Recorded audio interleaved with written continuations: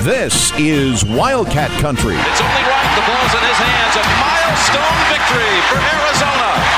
Simon says championship. All the inside scoop on U of A athletics. It's up for the end zone. Arizona has scored the touchdown. Wildcats win. Let's go to work, brother. Welcome to another edition of Wildcat Country, powered by Backcourt Marketing. Eric Cohen and Shane Dale, and it's our first show of the new year.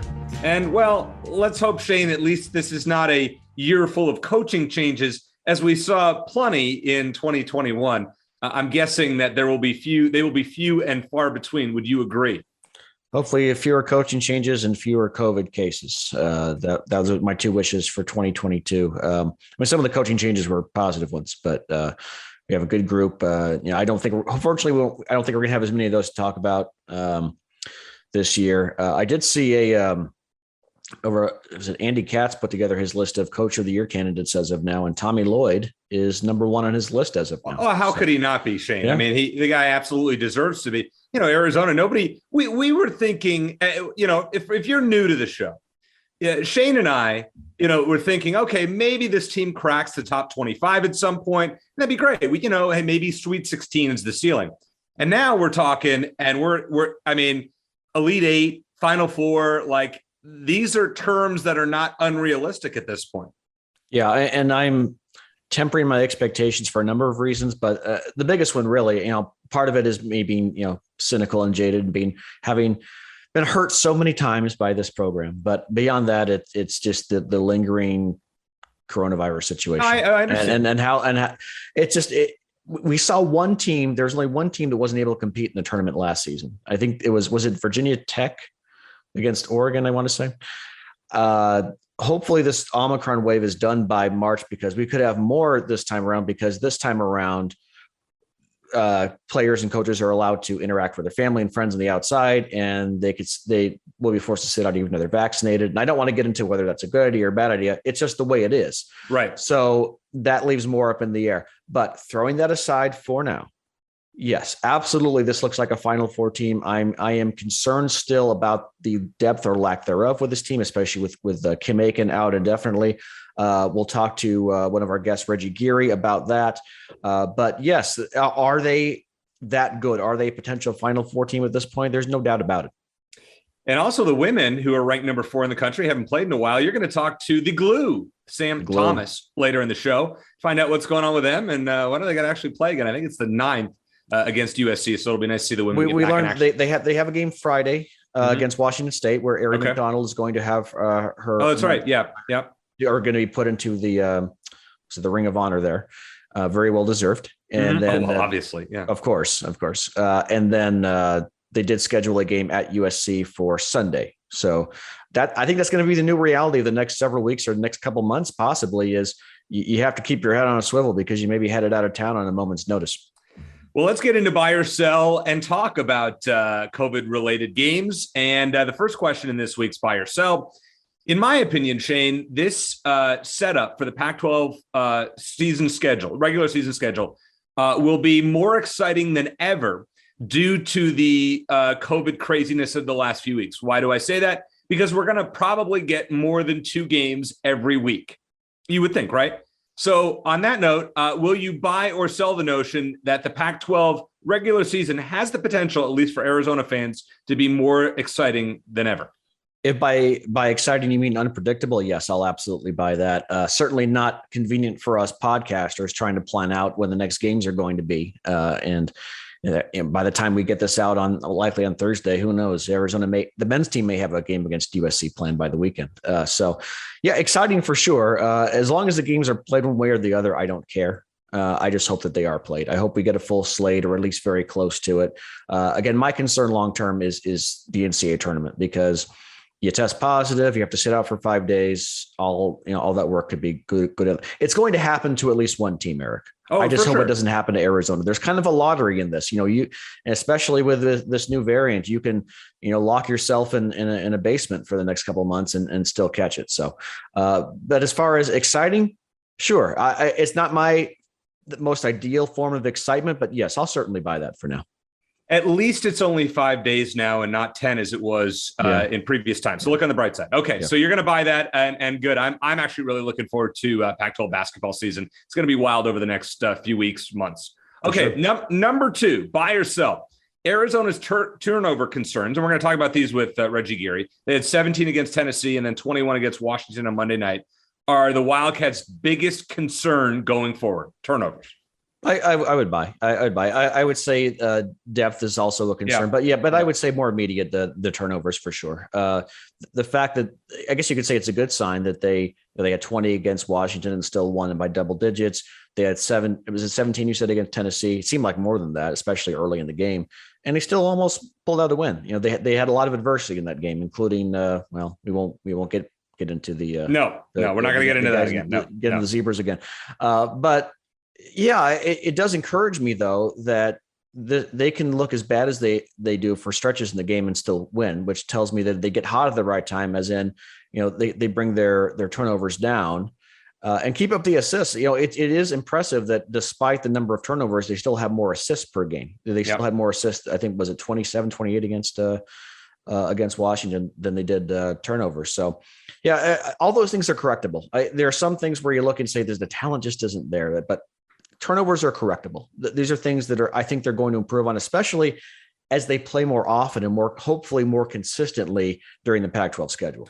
Yeah. And I'm going to sell this one. Actually, I think the biggest concern, as you said, Shane, is depth. I just right now with Kim Aiken's uncertainty, you're looking at 3 guys off the bench in Ballo, Kyer and Larson, who had a tough time staying healthy. Right. So, you're getting really thin and now playing 3 games a week. That's going to get some weeks. That's going to get tough. You got to face UCLA twice, USC twice, ASU twice. I mean, it's not that the Sun Devils are any good, but still, I think it's a lot of wear and tear. Yeah, exactly. All right. Number 3, when it comes to the Pac-12 rankings, I think that right now this is my buy or sell, so I'm going to buy this, but I'm going to see if you will agree or disagree. Number 1 would be UCLA in the Pac-12 rankings. Number 2, Arizona. Number 3, USC. Number 4, everybody else doesn't matter. Would you agree that my top 3 is correct in order? UCLA, Arizona, USC. Buy or sell? I'll buy that. It sounds viable enough. It's so hard to say. I think there's such little separation between the 3. And I remember saying a few months ago on this podcast that, Arizona might finish second in the conference. They could be as good as second. I didn't think anyone would touch UCLA, but here we are. I would say that UCLA is the team to beat until proven otherwise. I wish that we had that game to talk about by now, and hopefully we will at some point, whether it's in front of fans or not. But that sounds reasonable enough to me. I don't think there's enough data to make an argument otherwise at this point. I'll go with those top 3 for now in that order. Absolutely. Okay. All right. UCLA, Arizona, USC. Yeah. And by the way, I'll just mention something Bruce Pascoe mentioned a few weeks ago, and I think he mentioned this after we were done recording. Is Oregon often starts slow and they get their act together. So I think if there's going to be a 4th Pac-12 team in the NCAA tournament and a team that maybe contends toward the end, I would keep a lookout for Oregon just because Dana Altman is still a very good coach. And I think that I know this team is not as talented as in previous years, but I think they're going to get it together at some point. I think there's going to be a 4th Pac-12 team in the NCAA tournament. And if there is, I think it's going to be Oregon. Shane, right now they have been dreadful. I mean, right now, what do they have? 7 losses in conference, or not in conference, but in total? They under? The loss to ASU was terrible, for sure. But it's early in the season. Excuse me, they're 8-6 right now. Yeah. So to make the tournament, you would have to think no more than 10 losses unless they win in Vegas, right? Yeah. Well, it also depends on who you beat. If they knock off one of the top 3 teams or multiple times, then that would definitely be a leg up. And, the NCAA selection committee, they're not terribly consistent, but one thing they do consistently reward is quality wins. And there are opportunities for those thanks to Arizona, UCLA, and USC now in Pac-12 play. I think we're looking, and we're going to probably talk about this more next week once we get some clarity on the future schedules. But I think it's going to be an uphill battle for the Pac-12 to get 4 teams in outside of an upset victor in the Pac-12 tournament, as we saw with Oregon State last year. I just right now, Oregon looks so unimpressive. Washington State is so up and down too. I mean, they're Colorado, Cal. Want to make a bet on it? You want to? What if I make you the bet? Say 4 Pac-12 teams are going to get in the tournament. Give me a week to think about that. All right. All right, give me a week. Let's see what happens this weekend. Let's see how the schedule shakes out. And I would probably set the under at 4.5 right now to see. I mean, are we going to have two teams that jump up? If Washington State goes 12-8 in the conference, or your guy Lenardi was big on Washington State to begin the season. He had them as like one of the last four in, but don't get me started on him. All right, let's transition to football. We got a couple of buy or sells for the football team. Number 4 for buy or sell, the most important position for Arizona to address now in the transfer portal after getting a linebacker and the wide receiver from UTEP, which is a great addition. Now it's not quarterback, it's the offensive line. Agree or disagree? That's the easiest buy so far for you. Yeah, absolutely. I think that I know Arizona's still in play for maybe a couple of transfer quarterbacks, and it would certainly be nice to see them add one. I'm okay with Noah Fafita, Jordan McLeod at 1 or 2 one way or the other. I know you're not a McLeod guy. I think they're going to be okay. They don't add another one, but I certainly would like to see them add at least one more. But I think they're going to be okay at that position. Absolutely, the offensive line is the top priority. Arizona, as of now, has 3 commits on the offensive line for next season, including 2 in the top 100 nationally. Are the first Jed Fish's first commit, Grayson Stovall, also a former guest in Wildcat Country, is among them. They did lose one of their best, or probably their best offensive line commit, Tristan Monday, to Wisconsin. He's one of the guys who ended up decommitting and going somewhere else. But they need more help than that. They need to find at least one, probably a couple in the transfer portal, because even if one or more of those guys coming in next season is going to be a strong offensive lineman at the collegiate level, it's probably not going to be as a true freshman. As much as I want a quarterback on this team, I have to agree with you. You got to buy this one. I mean, the quarterback needs time to throw, and the offensive line just wasn't that great. Now, injuries and if Arizona's healthy, I mean, they have some potential in the offensive line, but it'd be nice to see 1 or 2 grad transfers come in. By the way, this transfer portal is just ridiculous, isn't it? Yeah, and I'll just add real quick, Eric, that 2 things that concern me a little, or don't concern me as much considering the state of the offensive line, is number 1, Arizona is going to have some mobile quarterbacks on the roster. So I think that's important behind a shaky offensive line, to put it nicely. And you also have some great receivers coming in. They had another transfer this week, guy at a UTEP. They got T-Mac coming in. They have their wide receiver room is going to be fantastic. Great. And I think that whoever starts at quarterback for Arizona next season is going to have the luxury of being able just to kind of throw it up in one-on-one situations to T-Mac or Keon Burnett or whoever, and make the quarterback look even better than he is. So I think Shane, you got to look. Majon Wright, your boy, Majon Wright's coming back. Jamari Joyner, Dorian Singer came on. Let's not forget about Jamari Joyner. He's still pretty good. I mean, you go 5 deep at wide receiver, and I'm sure I'm missing some players, but Keon Burnett at tight end. Yeah, I mean, that is a dearth of weapons.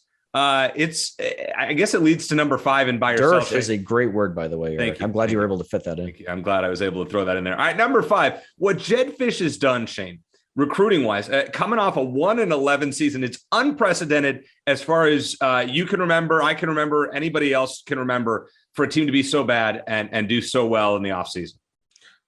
Well, for Arizona's perspective, yeah, absolutely. I'll buy that. I'm not as knowledgeable. I don't keep up as well with recruiting nationally to say that it's the best ever. And I want to be careful with that, but we had our show. We had our show last week where we talked about, you said, the biggest surprise of 2021. And I said T-Mac's commitment, even though there were a lot of options there. The biggest surprise, I think you excluded the women's basketball team. So I wasn't able to pick them. Right. I went with T-Mac's commitment because when's the last time? Well, it was Arizona's best commit ever in the the ranking era, which I guess is the last 20 years or so. And it happened not after Arizona's 10-win Fiesta Bowl season, not after they won the Las Vegas Bowl in 2008. It happened after a 1-11 season where their only victory was against a team missing a third of its roster due to the coronavirus. It is nothing short of remarkable. And I know some things had to fall into place. And then beyond that, Eric, even if T-Mac hadn't committed, you're still looking as of now likely at a top 40 recruiting class. Yeah. It is remarkable what they've done. And like I said, if there was an offseason Coach of the Year award, Jed Fish would be probably about to win his 2nd straight. We need to see some results on the field, but I think we're going to see that probably sooner rather than later. Maybe not a bowl. I don't. We'll get into predictions, I'm sure, later. I don't know if I'm going to pick them to get to a bowl game next season, but it certainly doesn't seem as far off as it did a year ago. Okay, so there leads to my bonus question. Shane, it's buy or sell. I might as well throw in one that I don't prep you for beforehand. In 2022, we will mention the words Arizona Wildcats and bowl game in the same sentence as a potential.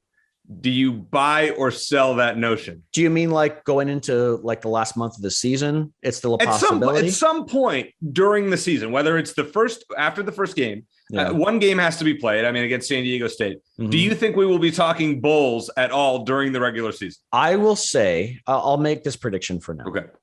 That going into November, and I think they have 4 games in November. Yeah. They will still at least be eligible to get into a bowl. Well, so you're saying now that means that they could be as bad as 2-6, right? But I think they'll be a little better than that. I'm not bold enough as of now to predict a bowl game, but I do think that at least going into the last month of the season, that will at least be on the table realistically. I can't top that. Let's talk to Reggie Geary and Sam Thomas here on Wildcat Country, powered by Backcourt Marketing. Shane, very glad to have our buddy Reggie Geary, former Wildcat star guard, 92 to 96. And he's also the radio color analyst for road games for this Arizona Wildcat basketball team. Glad to have him join us. And Shane, I just want to say up front, I will not have any negative Joe Lunardi talk during this chat as I did last time. Because First time for everything, Eric. Yeah, I know. Reggie gave us some clarity on that. All right, Reggie, I'm going to start with this question. You were there in Knoxville, Tennessee a couple weeks ago for that officiating debacle. Was it the worst or among the worst officiated basketball games you've ever seen live? All right, Eric. Well, you're already off to a slow start. I was not in Tennessee. Oh, you were? I thought I saw you at the. I thought I saw you on the scores table when they went past it. I guess I was wrong. Sorry about that. No, I watched it from home. That was one of the road games I didn't attend this year. But to answer your question, it was an interesting officiated game. Anytime you get 2 programs, top 25, big game like that, you hope the officials let them play. And it was a little, I hate to use this word, bipolar in the fact that it was tight at sometimes and it was loose at sometimes. And so I know from a player and a coach's perspective, it's difficult to play in those circumstances. And I think it really affected a guy, obviously DeBellis and Coloco. They didn't know where the line was and they were just in foul trouble the whole night. And that just didn't help Arizona's cause. Yeah, Reggie, thanks again for joining us. And just full transparency, we're recording this Tuesday afternoon, and who knows by the time this is released whether Arizona's going to have another game on the schedule or not, or multiple games. But anyway, that first loss, they had a loss to Tennessee, regardless of who's to blame or a multitude of reasons. They came back and they took care of business against Washington. It was a tough game, but they put the Huskies away late. What were your overall thoughts on that game and how they responded, especially after such a long layoff after the Tennessee game? Yeah, anytime with COVID and this whole situation in the country right now, it's just really difficult to kind of plan. Coming off a loss to Tennessee, you knew Arizona wanted to get right back on the court, and that didn't happen with the UCLA, USC cancellations. And so I thought last night, there definitely was a little bit of rust. I thought maybe just in terms of not shooting so much, but maybe just in the energy and kind of what's expected of them to compete at that level. Give UW credit, especially that first half. They played well. They shot the ball well, what they haven't done pretty much this year. Terrell Brown was, he was motivated last night, to say the least, and played well. So, give UW some credit. Arizona responded and made it a 20-point win, which we were kind of expected going into. It just took a little longer than we were hoping for to get there. But, I think, like I said, it was a long layoff. They knocked the rust off. I think going forward, they'll be better able to adjust with some of the scheduling conflicts and flexibility that they're going to have to show. Just in the fact that they just need to keep playing. Those 2 weeks off, no one really responds well to those. Yeah, that's actually going to be my next question, Reggie. With the uncertain nature of the season due to COVID and probably not changing anytime soon, the possibility of the games could be changed on the fly. Like as we're talking, there's speculation that Arizona and UCLA could play later this week on short notice. How prepared do you think this particular team would be to not only make a quick road trip out of town, for example, but win in those situations? Yeah, I think Tommy and his staff have done a good job, so far. They talked about it a little bit recently, kind of not knowing what games are coming up. And for Christmas break, I think they kept the guys around a little bit longer. But now everyone's on the same plane. These games are going to be coming at you on the fly.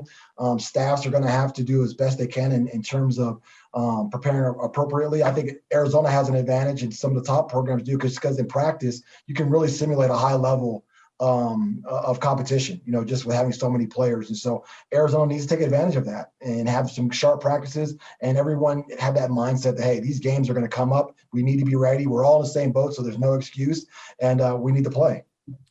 I hate to be negative again with my second question, but let's talk about the biggest weakness of this team. To me, it's turnovers. I mean, really struggled against Washington last night. I think it was 21 turnovers after 17 or 18 against Tennessee. Is that Arizona's biggest weakness, or is there something else that concerns you? Maybe lack of defense, as we saw in stages last night and against the Volunteers? No, I think the turnovers is the big thing. Defensively, there's some ebbs. There's some times where they're not playing as high as they would like to, but defensively they have that ability to turn it on. So I'm not so much concerned about that. I think the turnovers is the bigger issue. If you want to play fast, you want to play this up tempo, be top 4 in pace in the country, and be the top scoring team in the nation, fantastic. But there's a fine line between playing fast and out of control, and Arizona has at times. Has kind of struggled with that. I thought we saw that last night against UW. They play that kind of that matchup zone, and if you get casual, get lazy with some of those interior passes, it's going to lead to runouts. It's going to lead to opportunities for your opponent. So taking care of the ball first and foremost. Secondly, I would probably say just defending without fouling. They have to be very cognizant of that. Play at a high level, but be aware. If Tabelas has 2 fouls, you can't go for one of those silly steals up top and get a third. Coloco's got to stay on his feet. We need those guys in the game to be a top 5 team. And so turnovers and fouling are 2 issues I know they're talking about. When you look at the depth on this team, and I know Kim Aiken Jr., nobody really knows what's going on with that particular situation. Is Arizona too thin off the bench right now, or are they, comparable to other teams that you've seen across the country as it stands? Yeah, I think they're comparable. At the same time, the bench has been good. I feel for Arizona to maybe take the next step, they need to be a little bit better, in all honesty. Omar Abalo, he's been fantastic. I really have liked his progression offensively. He's really shown some nice things, some floaters, his ability obviously to rebound and finish around the rim. He's got better and better as the season's gone on. Justin Kyer, Justin's been good, not great. He's been solid. Played his role really, really well. I still think there's more there where, he could have a breakout night and maybe give us a 20. Pell Larson, I think, is still struggling a little bit. I don't know if it's the foot, if it's the speed of play. Hasn't been as productive as I know we were all hoping for. But they came in and done a good job. There's just more there I think we're all looking for. Eric, Matt Mielbach, and I have a bet as far as how many guys are going to get to 20 points this year, and I think we're at 4. And if Justin Kyer gets to 5, that would help. So we'll see. Hopefully, he has a big. I agree with you. I think he could have a breakout game anytime. He's that kind of guy. Let me ask you a little more about Kirk Risa. He seems like a guy who's already become someone you love if he's on your team, and you can't stand if he's not. Do you think, just watching him up close, do you think he has a way of maybe getting under his opponent's skin, not only by his play, like, he had a monster game against Washington, but by the way he conducts himself on the court? Definitely. I mean, that's Swaggy K right there. I love him, man. I loved him from day one. He was a guy who set out the first season, and the first he came on, your eye was drawn to him. He was picking up the ball 94 feet. He had a confidence about him and just the way he carried himself that I just liked. And this year was going to be interesting to see whether he's going to back that up. And so far he has. He really has played with a lot of confidence. And I'm sitting there courtside for those road games. There's a little bit of chatter going on. He likes to talk to the opponent, but he has to be careful because that can backfire on him. And I think the most telling story for me, at least this year, was the Illinois game. Here he is. The point guard, I can't remember his name for Illinois, was going right at him. And was having a really good, maybe a career first half for himself. And man, Kirk could have really have just shut it down and really kind of been, taken back or a little shell shocked, regrouped, came out second half, had a huge second half. So he backed up that talk. So yeah, he's one of those guys you want on your team because, he kind of picks a fight, but at the same time, he's shown that, he can get involved there and be a participant when it goes down like that. Certainly don't know that based on listening to him that English isn't necessarily Kerr's first language. He definitely doesn't behave like it. Let me ask you about Ben Mathurin. I don't know how much there is to say about him and how phenomenal he's been, but How much room do you think he still has to grow? I mean, he's not even in the middle of his sophomore season. How much better can he get? He's having, as you mentioned, he's having a great year this year. He's looking like an All-American. He's looking like obviously a first-team All-Pac-12, if not an MVP type candidate. His just ability to score and the way he does it is so effortless. Not the same body type, but I've been telling a lot of people he reminds me of Khalid Reeves. And that ability just to, Khalid scored 30, 35, 40 and make it look easy. And Ben has that same type of style where he's very smooth. Doesn't seem to ever really press. I think the upside is definitely there. I don't know how long, if he keeps at this rate, we're not going to see him very long in Arizona uniform, to be honest with you. He's going to go, and he's just a shot maker, and NBA guys love that. So his ceiling is high. Maybe the next level, he maybe becomes a starter. I don't know if he's an all-star, but that's kind of up to him. But he's been playing very, very well, and I know Tommy and the fans here are very happy for that. One guy that we haven't mentioned yet who really had a fantastic game last night. It was fun to watch because kind of reminded me in a way. I know he's a little bit taller, but of you, Reggie, you did a lot of everything. As I call it, Sam Thomas on the women's team, I call it the glue, and that's kind of what you were. In your day, you did a little bit of everything. You had, you scored a little bit, you got some assists, you got some rebounds. That's Dalen Terry. Dalen Terry 13, 11, and 8 last night. Really an impressive performance, and a guy that just keeps getting better and better. Just your thoughts on him overall this season. Yeah, no, he's been the wild card in my mind with this team all season. Someone I've really enjoyed. I'll take that definitely as a compliment. And that I look at him and I see a lot of myself in him as well, that he has the ability to affect the game without scoring. When he's scoring, that's just a bonus. But he just has that, when he's off the floor, you notice it. Defensively, there's a drop off there. When games he was in foul trouble and had to go out early, there was definitely a drop off defensively. So he's that glue guy who doesn't need the basketball to be effective, but when he has it, he has the ability to make plays with the basketball. We've seen that with a high level of assists. When he's knocking down shots, that's fantastic. And it's just an energy that's infectious that the guys feed off of. So he's having a great year. I was just thinking about him earlier today, thinking, man, he could be a really nice 3-and-D guy if he can consistently knock down those 3-pointers, and he has a future. So I'm really happy for him, and I hope he keeps at it. All right, so Shane and I have talked about this a few times on previous podcasts about first-round picks on this team. How many guys on this roster do you see that can be potential first-round picks in the NBA? I see at least 4 in obviously Matherin, Terry, Koloko, and Tubelis possibly. Am I overstating? I mean, you've coached all over the place. Tell us, what do you see as far as potential first rounders on the squad?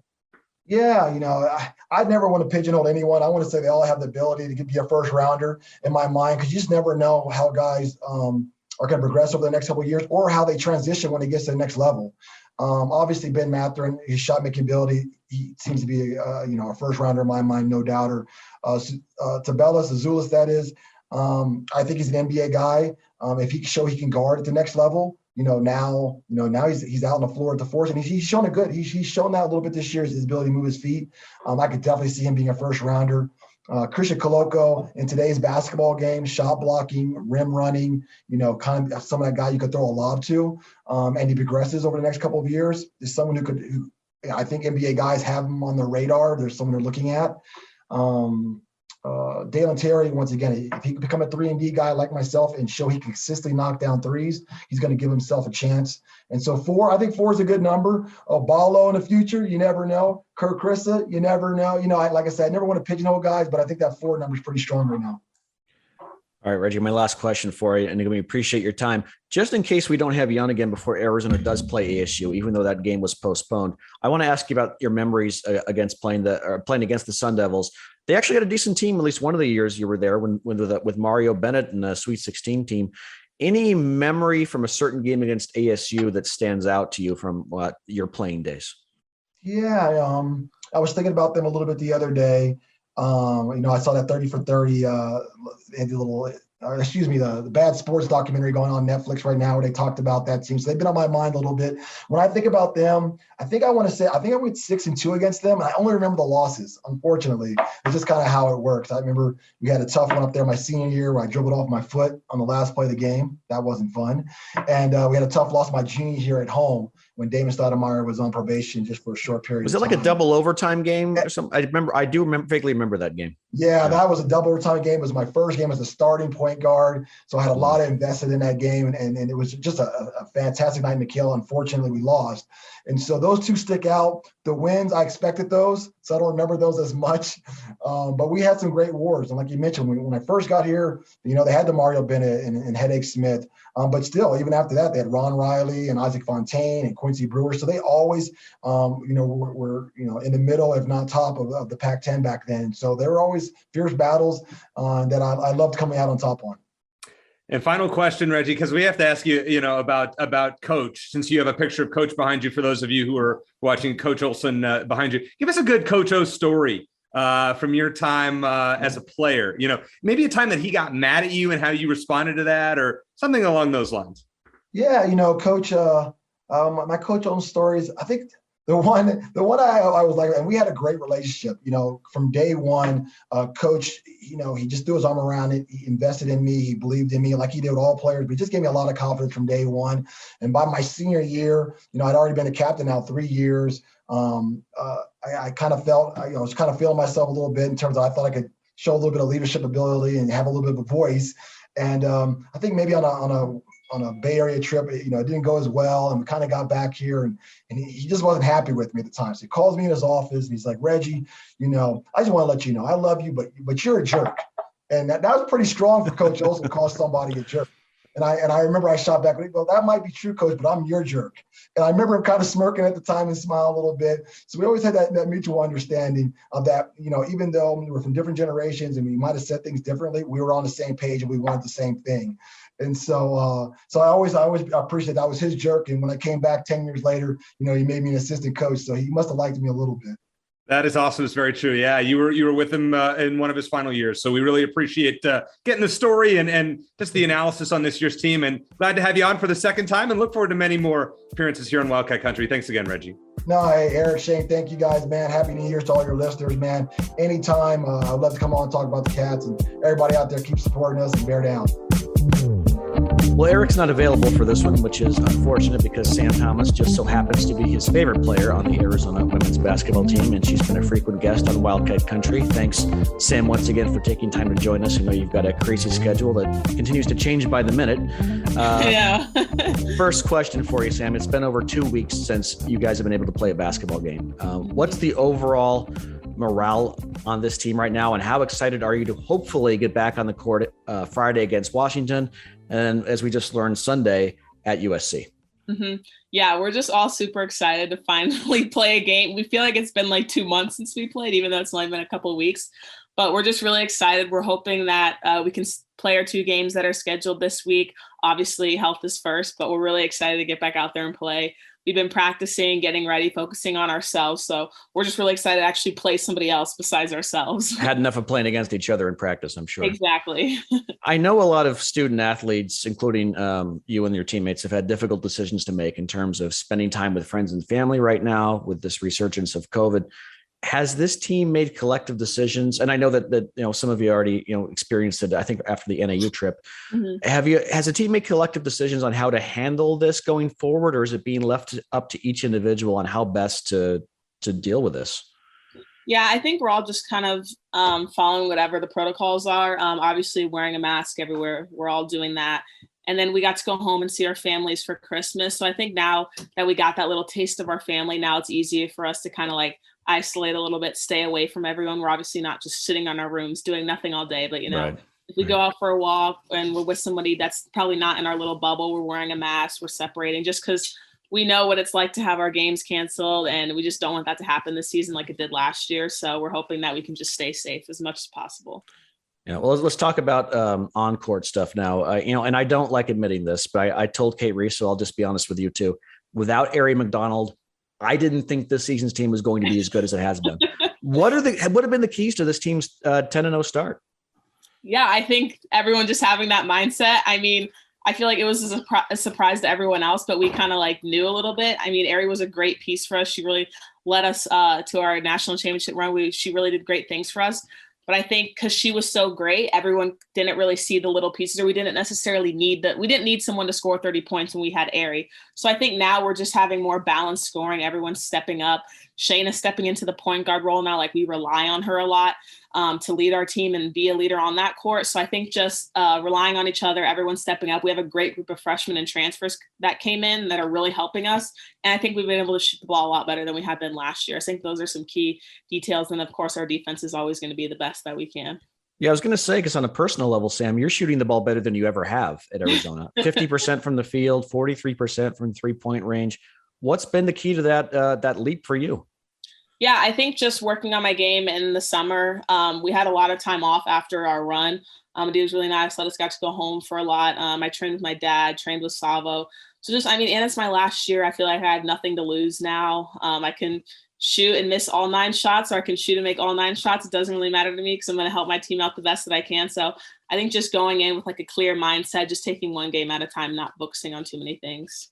I know you and your teammates have thrived on people not, like, admittedly like myself, not believing as much in this team as maybe we should, both last season and now this season. But now you guys are the number 4 ranked team in the country. You're getting that national respect.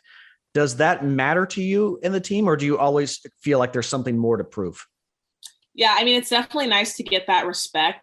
I feel like in the beginning of the season, obviously all the rankings put us low in the low 25. And then we were able to prove ourselves against Louisville. But I think now the Dodgers are kind of saying we haven't really played a game in like 2 weeks and we're still number 4. But I mean, we're wanting to play. It's not like we're scared of anybody. We just want to go out there and play basketball, but it's hard with like COVID and everything and safety protocols. But I mean, we're ready to go play. I think we are proven that we should be number 4. And obviously we want to get more games so we can prove that we can be higher than that. Yeah, and I know you're the ultimate team player, and everyone says so, but your minutes have been reduced a bit this season. And as I know, Coach Barnes has talked about how much depth there is on this team. We had her on before the season, and she talked about never having a deeper squad. I'm guessing I know the answer to this, but just how do you feel about your current on-court role with the team? I love my role. I get a nice breather, so I know that I can go in, give 100% for 5 minutes, 10 minutes, however long it takes. And I know that if I ask for a sub or if I come out, the next person coming in is going to bring that same defensive intensity, same offensive mindset as me, maybe even a bit more aggressive. But it's just nice to know that I don't have to play the whole game. I get to rest my body a lot more. So it's just really helpful. I think it's beneficial for the whole team because I feel like a lot of people's minutes have dropped who normally play, between the 35 to 40 minutes. So it's really nice and beneficial for us. Do you think that's something that's actually helped with your shooting as well, being able to get those breathers and feel fresher on the court when you're actually playing?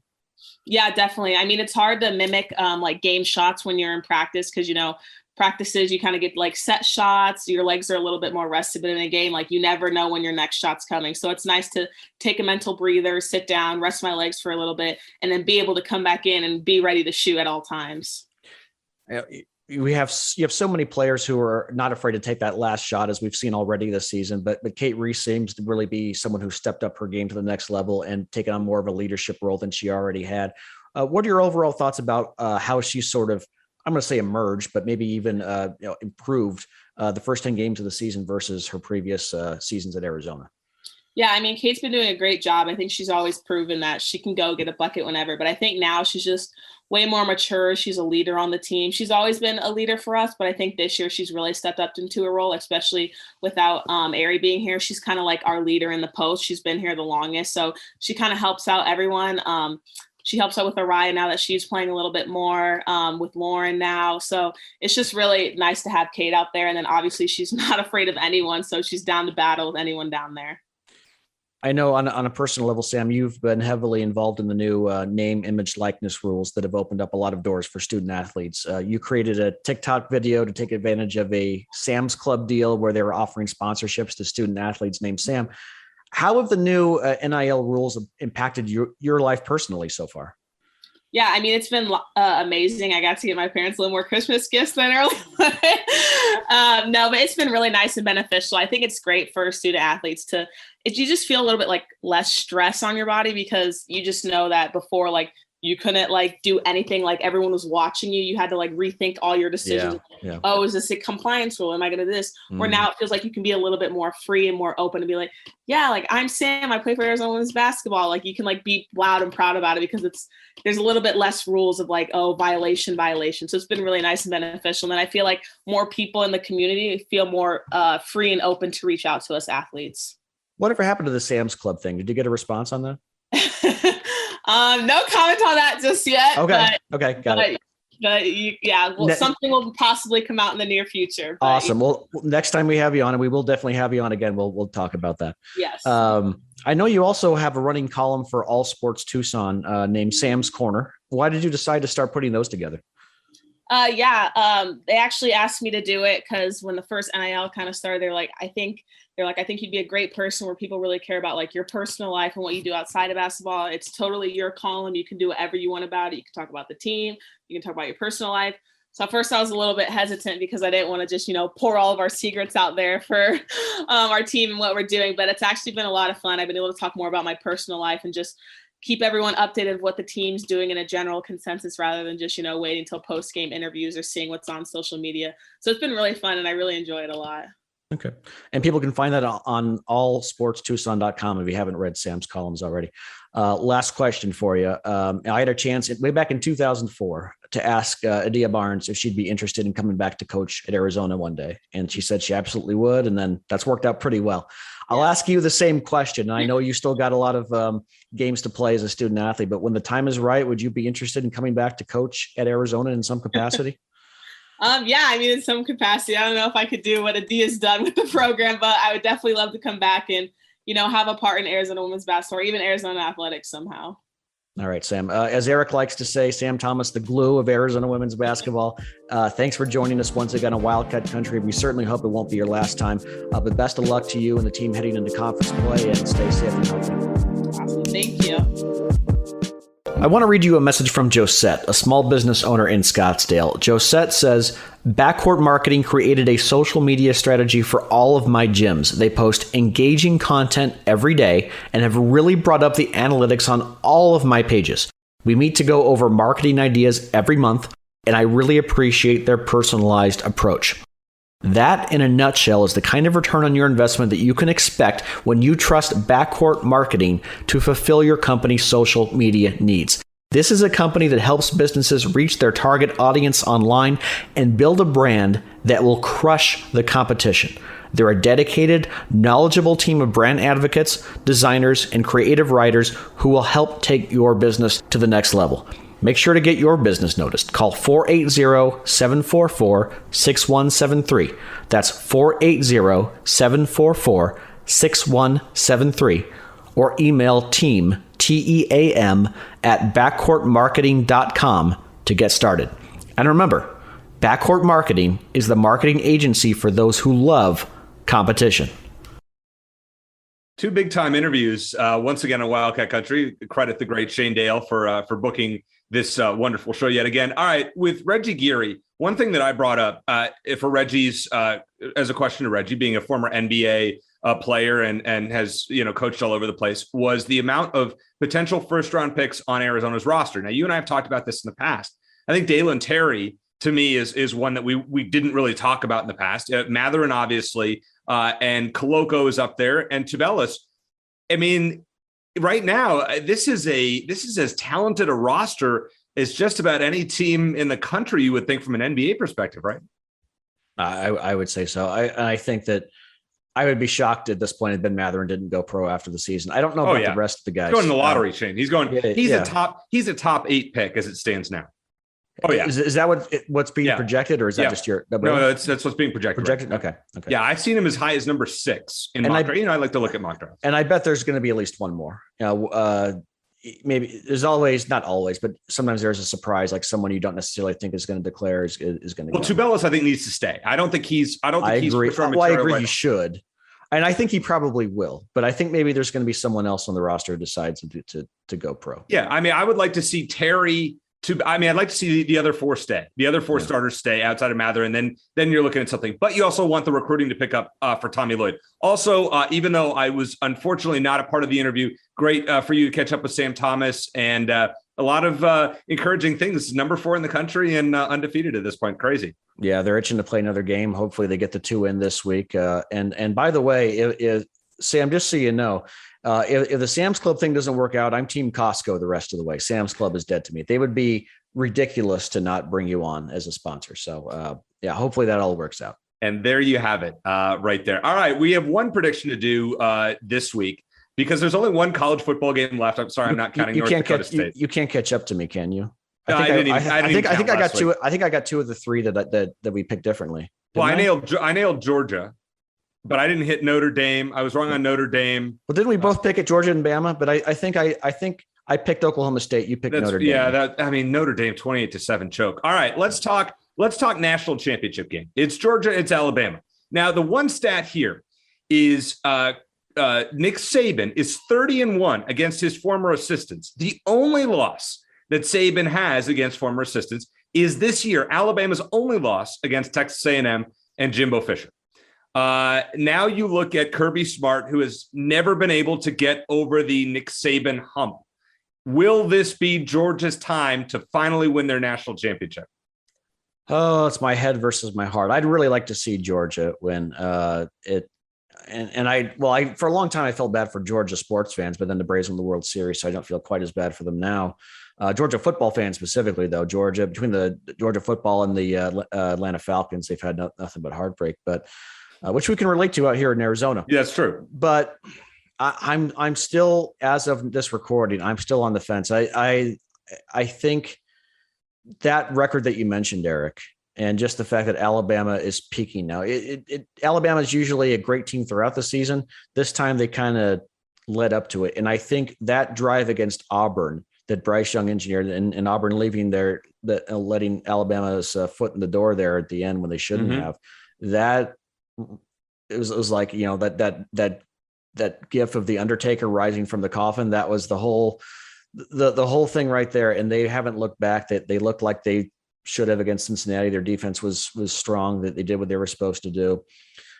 They got smacked in the mouth early against Georgia and put it together. I just think that if you're looking at this as a chess match, I don't know how you go against Nick Saban at this point. I'd love to see Georgia get it done. And I picked them to win the SEC championship game, but we have to reevaluate at this point. I would love to see the Bulldogs win, but I think it's going to be Bama again. So last week, Shane, I said that Georgia was going to crush Michigan. And they did. They crushed even more than I thought. I said that was more of a blowout than the Bama Cincinnati game was. Yeah, Cincinnati Bama was a boring game. Georgia came out and was energetic and played great. Mm-hmm. Something tells me it's time. It's time for Georgia and Kirby Smart to get over the hump. They were the best team all season up until the SEC championship game. So I'm going this, Shane. Georgia 23, Alabama 17. Lower scoring game than we saw before. Georgia wins the national championship. And I think it'd be fitting because they were the best team all year. Yeah. Do I need to come up with a score prediction then, since you did? Sure. I could come up with one on the fly. I didn't have one. Some in the ballpark that you said, except obviously I'm going to have Bama winning, maybe like a 24-13 kind of game for Alabama. So we're both saying bet the under if you're on your Caesars app or one of those. Yeah. By the way, let me just mention that as of now, Arizona's recruiting. I think they're number 23, at least in one of the two. I want to say 24/7 Sports. Okay. Right behind them are Clemson and Ole Miss. Oh. That tells you, and it's going to change. It's going to change, and sure. Arizona's probably going to drop a few spots.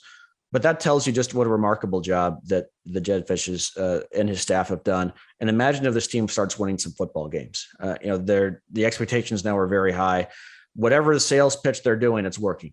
It's working. They got to go pitch some stuff on Shark Tank, and they'll get Mark Cuban to fork over millions of dollars. It's amazing though, Shane. I mean, we're talking about Georgia and Alabama for the title. All we want is like 7-5 right now. And we'd be so happy. Everybody. I mean, if you're listening to this podcast, you're a U of A football fan, you'd be ecstatic with 7-5. Don't kid yourselves. Oh yeah. I mean, so like if you're an Alabama fan, it's like, yeah, you expect to be in the college football. 7-5 gets your coaches fired. Right. That's the bare minimum for like half the teams in the SEC. That's the bare minimum. And if you're an ASU fan, your expectations are probably higher. They were upset after winning 8 games this past season, and I understand why. If you're an Arizona fan, and it varies from year to year to a certain extent, but yeah, I think we all long for the toward the end of the Mike Stoops era, where they were winning 7-8 games a year. They were in the top 25 here and there. They went to a bowl game that they had some good upsets, some exciting games. I think we'd love to have that year in and year out, and then hope, and maybe every so often, maybe once a decade or so, get to a New Year's Six game. Exactly, like totally realistic. Yeah, exactly. Yeah. Totally realistic expectations. I think they're on the course to getting there. It's still going to be, it's a big ship. You can't turn it on a dime. But I think that on the path that they're on, especially they're able to keep the remaining coaching staff together, which is always difficult.